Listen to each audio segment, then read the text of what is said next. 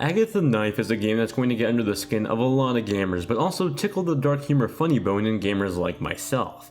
Imagine something as dark and twisted as Alice Madness Returns with the controversy of religion all wrapped up from the point of view of a 7-year-old. It's an absurd and insane setup for an interesting point-and-click adventure.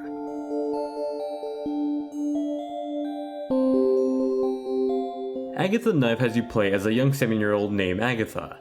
Agatha isn't the traditional 7-year-old though. She lives with her mom who works at the family-owned butcher shop. It's a hard life for Agatha. Coming from a poor family, she not only works at her family business, but she lives there too. Luckily, it's not all that bad because she's best friends with all the animals there. The same animals that have to be butchered.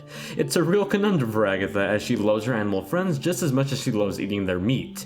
It pains her to see her best friend scared of her. The poor little girl has to suffer from insomnia all on top of this. It's through all these problems and some financial issues with the family business that the family turns over to prayer as their last glimmer of hope. It's here where Agatha learns about religion and comes up with the risky idea of forming her own new religion so that she can save her family butcher shop from the financial burden it's facing and convince her animal friends that it's okay to be eaten. Agatha Knife is a dark humor adventure filled with baffling scenarios that tickled my funny bone. The story is equally matched with really out there NPC characters that should be nowhere near the 7-year-old girl. Those bizarre scenarios and conversations, though, made for some of the best stand-up moments in the game. However, despite having an interesting premise and cast of characters, Agatha Knife's story suffers from pacing issues and can throw out the balance of work and rewards when trying to progress through the story.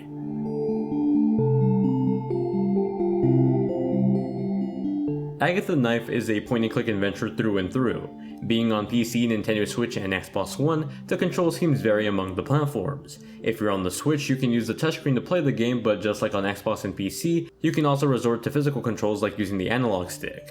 This game follows a lot of the norms you'd come to know from the traditional point-and-click adventure game. You'll have to solve puzzles and scenarios by finding items that act as keys or solutions to the story conflict at hand.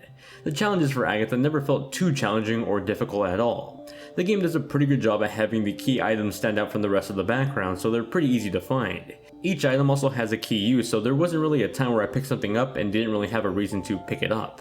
Generally, every item at least had a one-time function. This was also a drawback though. The lack of being able to use items outside of puzzles and combine items was a bit boring. The sort of simple and bland gameplay elements is further boosted with the setting. While the characters populating the world are generally funny and amusing to talk to, the world itself is a bit tiny and secluded. You get quite familiar with it as you're constantly walking through it over and over again.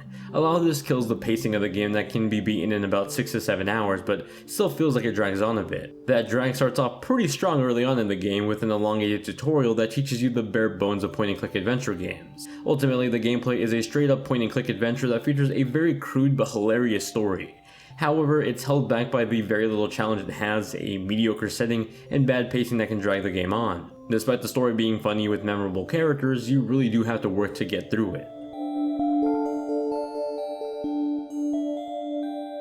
Agatha Knife uses a very similar art style as its game studio's previous game, Mechanica.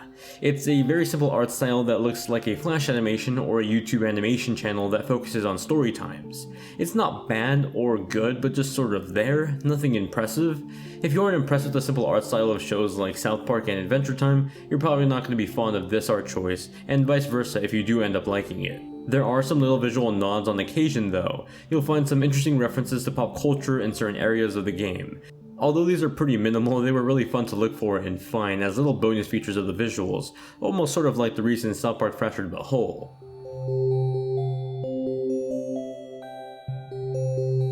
The characters in this game are completely silent, so you really just have the music to judge here.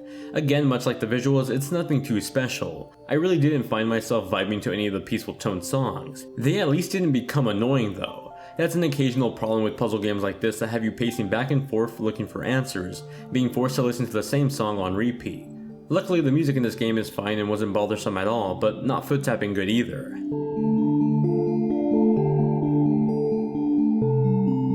Agatha Knife is a bizarre story that probably shouldn't be played by younger children, and is filled with things that are probably going to offend a lot of people. It's a game with a story that takes a lot of the crude lampoon humor of South Park and gives it to you from the perspective of a 7-year-old girl that's smart, yet still oblivious at times. The story and characters are funny and interesting, though the game as a whole is brought down by some of the slow and unbalanced pacing that can make the game feel like it drags. It's also a pretty easy game that doesn't offer too much challenge to begin with. Bundle all that in a pretty average presentation and well, you get an okay game. Agatha Knife comes to Nintendo Switch and Xbox One this week, but is already available on PC for $10. It's an alright game given the price, though if you can, I'd just wait to get it on sale. That does it for my review of Agatha Knife for the Nintendo Switch, Xbox One, and PC. If you have any questions about the game or games you want me to review in the future, let me know in the comments down below. If you enjoyed the video, then drop it a like, share with your friends, and possibly subscribe to be notified when I make more videos just like this. Thank you all very much for watching, and I'll see you all in the next one.